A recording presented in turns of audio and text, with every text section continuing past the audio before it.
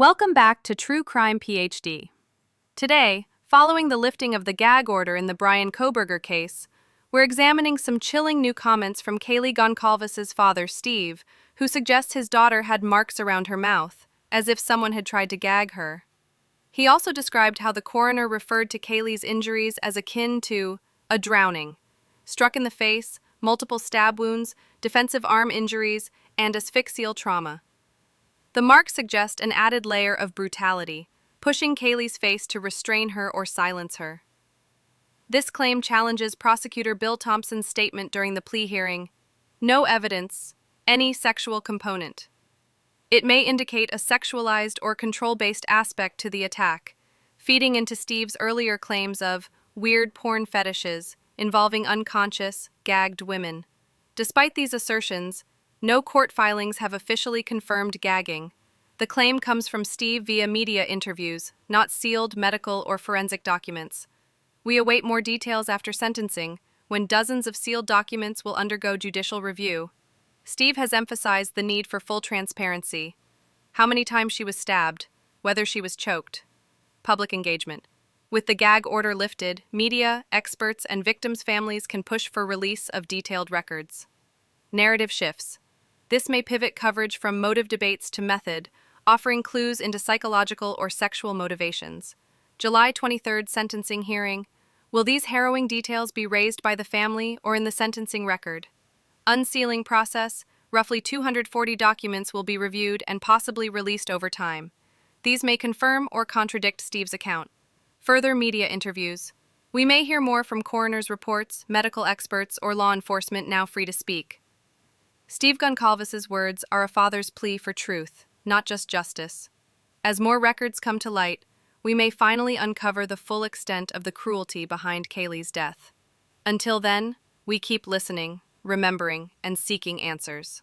If you found this helpful, please subscribe, share, and stay tuned to True Crime PhD as we follow this case through sentencing and beyond. Asphyxiation. This is the core element implied by akin to drowning in a medical context. Asphyxia refers to a lack of oxygen reaching the body's tissues, leading to suffocation. Drowning is a type of asphyxia caused by respiratory impairment from submersion in liquid, typically water. Respiratory impairment. While not literally drowning in water, the term akin to drowning suggests that Kaylee's death involved a similar process of suffocating due to some form of obstruction or interference with breathing.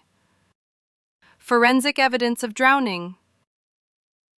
According to forensic pathologists, drowning involves liquid filling the lungs and airways, impeding gas exchange. Pulmonary edema. While not specific to drowning, pulmonary edema, which is the accumulation of fluid in the lungs, can create a sensation akin to drowning. The specific injuries pointing to asphyxia. Broken nose and septal hematoma indicating. These injuries to the nose and septum could indicate blunt force trauma to the face, potentially disrupting the airway and making breathing difficult.